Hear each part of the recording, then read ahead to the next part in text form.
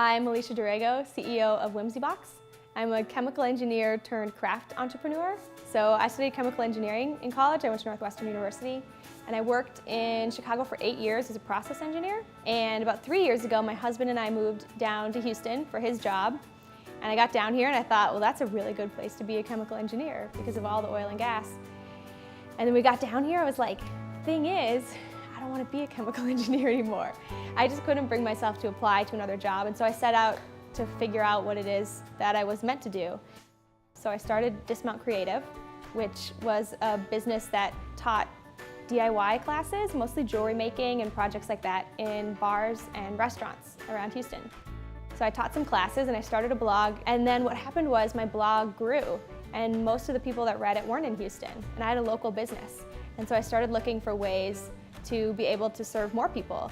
And as I would post DIY projects on my blog, which were by far the most popular content, people would email me and say, well, where can I buy that? Where do I get those supplies? And I had to say, like, I don't know, like, go to your local craft store and find them. And I thought, that's crazy. So I started Whimseybox as a way to make it easier for the people that want to actually start making something to get the supplies and get after it. About 8 weeks after I originally had the idea, we launched the first version of the site. And we were fortunate that we got some good reception right away. So much so that we ran a wait list for the first 6 months that we were around. Every single one of those boxes was packed here in my house with the help of friends and family that I would invite over for a party and ply with mimosas and lunch and get them to help pack boxes. At this point, we've shipped thousands of boxes all over the country and Canada.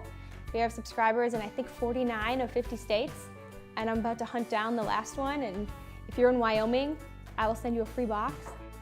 There used to just be Martha Stewart, and now there are all of these mini Martha Stewarts all over the country and all over the world sharing their creativity and expertise through blogs and websites and all different places, and it's just a really fun time to have craft and DIY embraced by the general population and to be part of that.